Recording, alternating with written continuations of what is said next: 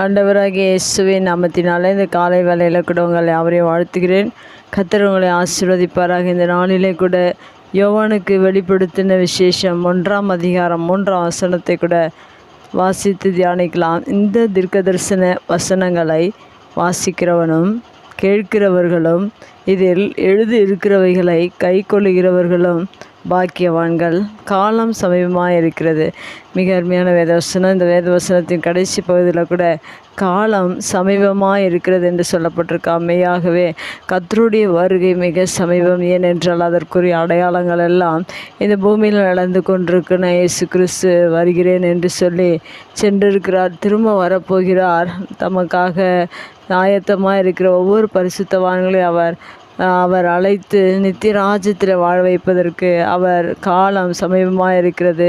இதற்காக நாம் ஆயத்தமாக வேண்டும். எப்படி ஆயத்தமாக வேண்டும் என்று இந்த வசனத்தில் சொல்லப்பட்டிருக்கிறது. தீர்க்க தரிசன வசனங்களை வாசிக்கிறவர்களும் என்று சொல்லப்பட்டிருக்கிறது. ஒவ்வொரு நாளிலும் இந்த வேதத்தில் இருக்கிற தீர்க்க தரிசன வசனம், தீர்க்க தரிசனம் என்றால் நாம் கர்த்தருடைய வார்த்தை மிகவும் தீர்க்கமாக உண்மையானவைகள் என்று எழுதப்பட்டிருக்க இந்த உண்மையான வார்த்தைகளை நாம் ஒவ்வொரு நாளிலும் வாசிக்கிறவர்களாக இருக்க வேண்டும்.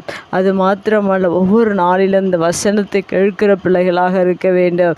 மூன்றாவதாக இதில் சொல்லப்பட்ட இதில் எழுதி இருக்கிறவைகளை கை கொள்ளுகிறவர்களும் என்று சொல்லப்பட்டிருக்கிறது. இந்த 3 காரியங்களை இந்த பூமியில் நாம் செய்யும்போது வாசிக்க வேண்டும், கேட்க வேண்டும், இதில் எழுதியிருக்கிறதின்படி நாம் நடக்க வேண்டும். இப்படி 3 காரியங்களை நீங்கள் ஒவ்வொரு நாளும் அவைக்குரிய வாழ்க்கையில் தேவனுக்காக இந்த தீர்க்க தரிசன வசனங்களை ஒவ்வொரு நாளும் வாசியுங்கள், கேளுங்கள், இதில் எழுதியிருக்கிறதின்படி கை கொள்ளுங்கள். மெய்யாகவே தேவன் சீக்கிரமாக வரப்போகிறார். ஆயத்தமாக இருக்கிற ஒவ்வொருவரையும் தேவன் அழைத்து அவரோடு கூட வாழ்வதற்கு தகுதிப்படுத்துகிறவராக இருக்கிறார். ஏனென்றால் இன்னும் அநேக காரியங்கள் கொரிந்தியர் புஸ்தகத்தில் கூட வருகை குறித்து எழுதப்பட்டிருக்கிறது. அநேக புஸ்தகங்களில் வருகை குறித்து எழுதப்பட்டிருக்கிறது. வருகைக்கு நாம் ஆயத்தம் உள்ளவர்களாக இருக்க வேண்டும். ஏனென்றால் ஏதோ ஒரு ரகசியத்தை உங்களுக்கு சொல்லுகிறேன் என்று கொரிந்தியர் புஸ்தகத்தில் பவுல் எழுதியிருக்கிறார். நாம் எல்லாரும் மறுரூபமாக்கப்படுவோம் என்று எழுதப்பட்டிருக்கிறது. அதுபோல தேவனுடைய வருகை மிக சமீபமாக இருப்பதனால் நாம் மறுரூபமாக்கப்பட்டு தேவனோடு கூட வாழ தகுதிப்பட வேண்டியது மிக அவசியம். அதை வாழ்வதற்கு தகுதியை நாம் எப்படி பெற்றுக்கொள்ள வேண்டும் என்று தான் வசனத்தில் நாம் வேத வசனத்தை ஒவ்வொரு நாளும் நாம் வாசிக்கும்போது அதில் இருக்கிற எல்லா காரியங்களும் நாம் அறிந்து கொள்ள முடியும். கேட்கும்போது நம்முடைய சிந்தனைகள் நாம் சீர்பட்டு நாம் பரிசுத்தமாக வாழ்வதற்கு அது உதவி செய்கிறதா. கை கொள்ளும்போது நம்மை பரிசுத்தப்படுத்தி கொள்வதற்கு மிகவும் அது அத்தியாவசியமாக இருக்கிறது. ஏனென்றால் ஒரு வசனத்தை வாசிப்பது மாத்திரமல்ல, கேட்பது மாத்திரமல்ல, நாம் அதை கை கொள்ளும்போது தான் அதனுடைய எல்லா ஆசீர்வாதங்களையும் நாம் பெற்றுக்கொள்ள முடியும். உங்களுடைய வாழ்க்கையில் இந்த 3 காரியங்களை நீங்கள் செய்யுங்கள். கர்த்தருடைய வருகை மிக சமீபமாக இருக்கிறதுனால இங்கே சொல்லப்பட்ட பிரகாரம் காலம் சமீபமாக இருக்கிற வருகையின் காலத்தை தான் இங்கே சொல்லப்பட்டிருக்கிறது.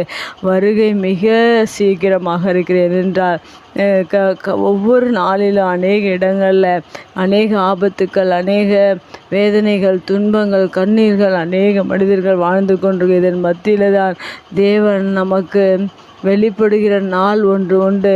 அந்த நாளிலே நாம் அவரோடு கூட வாழ்வதற்கு நாம் ஆயத்தமாக இருப்பதற்காக இந்த வேத வசனத்தை நாம் வாசிக்க வேண்டும், கேட்க வேண்டும்.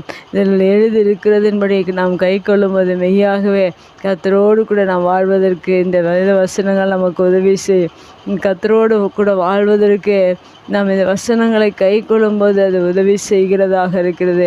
வேதத்தை ஒருபோதும் மறவாதீர்கள்.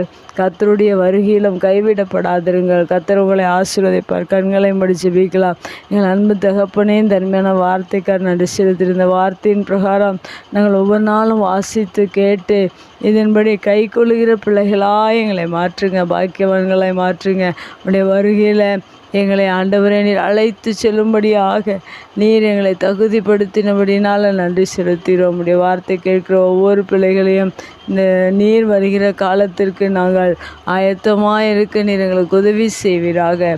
இயேசுவின் நாமத்தில் ஜெபம் கேளும் நல்ல பிதாவே, ஆமேன்.